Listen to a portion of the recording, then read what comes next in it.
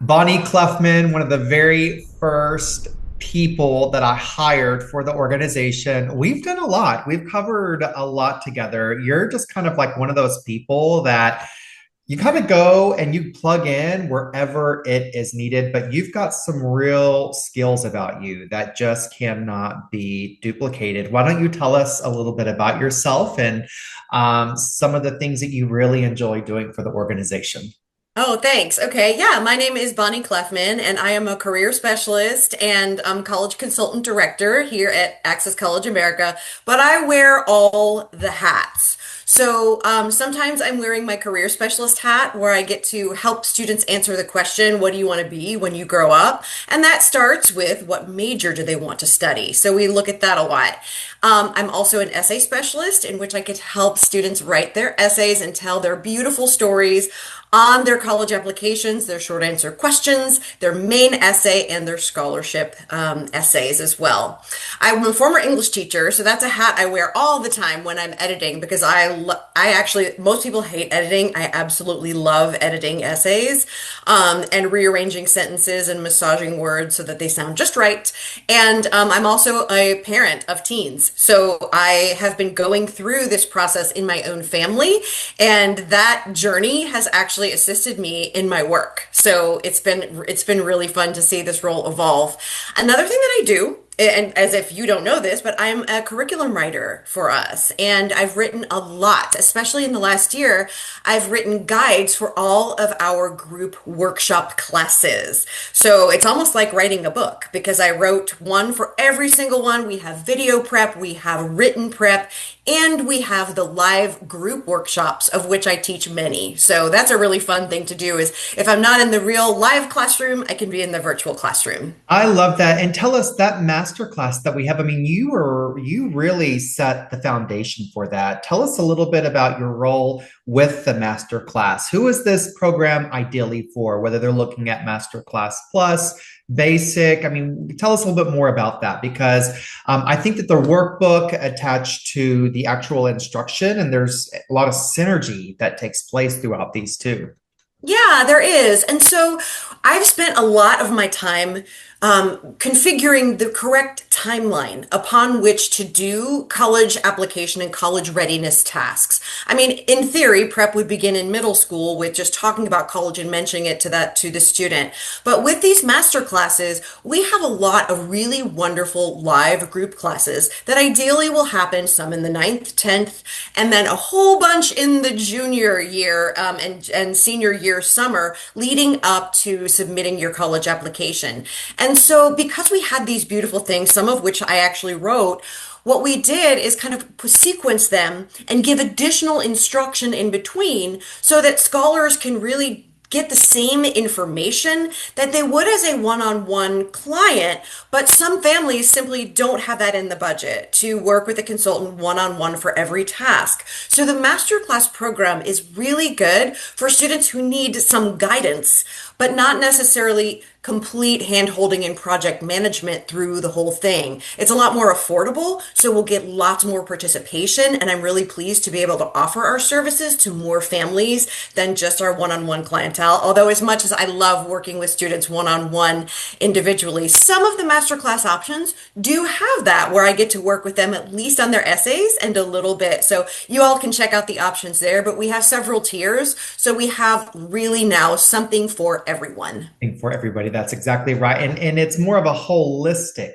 type of experience too, where we're not just focusing on college admissions, but we're looking at mental health as well. We're looking at job interviewing and how teens can prepare for that. So that is an awesome series and level of curriculum development that you've done. I know I've got parents here watching this, and they're like, I don't. Probably some may feel either behind or some may feel early. So how do you answer the question? When is the right time to even open up this can of worms and dive in?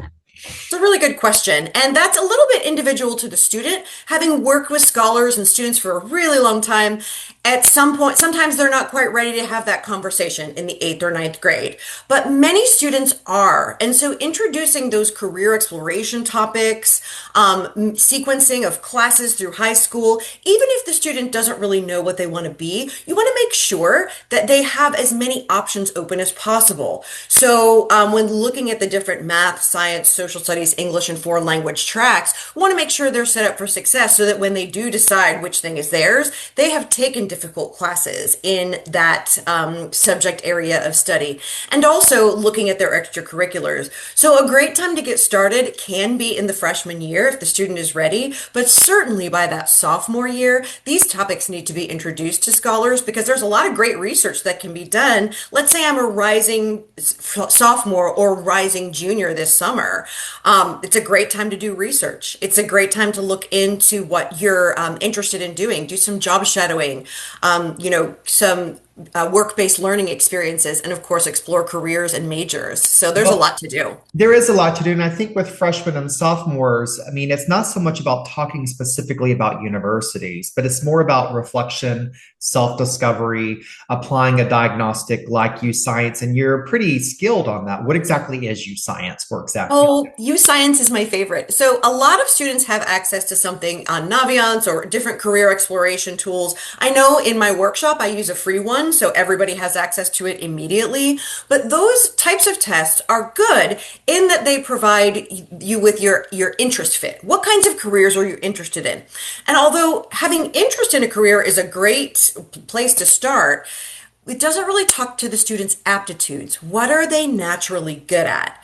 So while strong inventories and some of the other inventories can take hours to administer and interpret, U Science will give a student a bite-sized application for their aptitudes and their natural gifts and graces, as well as their interests, because you really can't be what you can't see. So how do you know if you're interested in something if you've never been exposed to it or don't know what it is? So U Science is a great blend of those two things that can also be done in a reasonable amount of time, interpreted in a reasonable amount of time, and then the scholar can take a look at those results as they wish. The good thing about our program is I feel like it's kind of bite-sized.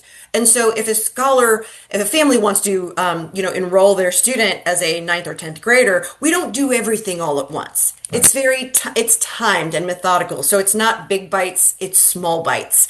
And career exploration is just one of those bites, if you want to talk about it that way. But I feel like there's so much social value attached to specific majors, and a lot of teenagers are identifying, their self-worth based off of the university that they get admitted into. What happens if I'm just a really awesome teen? I'm doing my best in high school. I don't know what I want to study though.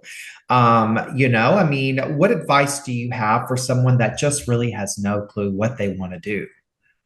My best advice is to get out there, get a summer job, do some work-based learning experiences, maybe look around at all of the adults you know. Ask your parents, ask your friends' parents, who is in their network. Who can you talk to that likes their job and wants to talk about it? Let's say you enjoy science as a subject in high school. Do you know anyone who works in science or majored in one of the sciences and has a job that they like? Talk to them. 30 minutes of their time on Zoom, and trust me, students, adults really are flattered when you ask them about their career, and they really, most of the time, want to help. So, other experiences like volunteering, having a summer job, learning about the world of work in general. That's a really good place to start. So, teens, get out of your room, get out Um, into the world and see what people do all day. I just don't feel like a Ask the lot of questions. And I feel like a lot of teenagers can feel intimidated to even get started on doing something like that because maybe it feels awkward to them, or maybe they don't know the right types of questions to ask and things of that. But I think that where students are going to go to college and then the majors they're picking, that can be daunting for somebody that hasn't gone through reflection and doesn't really feel validated about the field of study they want to go into. They don't know what classes to pick either. So definitely important to do something like that sooner than later. All right, Bonnie, before we wrap up, everyone has a superpower, something they do that is truly unique. What is your superpower? Well, I'm not really one for superlatives. I'm not sure if it would be mountain biking Okay, that's like an outside hobby, really, really overgrown hobby. Like I usually am wearing a helmet, but my other superpower I think is writing. Little known fact, I've written a lot of the blogs and a lot of the pieces of our website. And although sometimes I need to modify to make sure they're found in some way, I really do love writing and editing. That is, I'd say, my professional superpower, if you will, and also connecting with scholars. To work with me, you don't necessarily need to be that student with a 5.6 grade point average and everything being perfect about you. In fact, I love working with those scholars who might have gotten a few B's, and that's okay. I actually had a parent ask, my student has had a B. Are they still going to college? And the pressure that is on students right now. College is not a luxury good, it's a means to an end. So let's forget about the like, oh, my child went here because it's a place to brag about. It's not a bragging right. The bragging right is when you have a successful adulthood, right? You have a successful I career, love you're that. happy, fulfilled, and also self-sustaining. Yes, parents, I know that's important. You don't want your child to have a failure to launch, but it's not necessarily where they went to college that will get them there in the end. It's what they do when they get there and the soft skills and study skills they have. Bonnie, there's no irony at all that you were our employee of the year a couple of years ago. You just are a force of positivity and inspiration, and that's why all of our families love you. Thanks so much, Thank and you. hopefully everybody enjoyed watching this interview. Bye bye. Bye.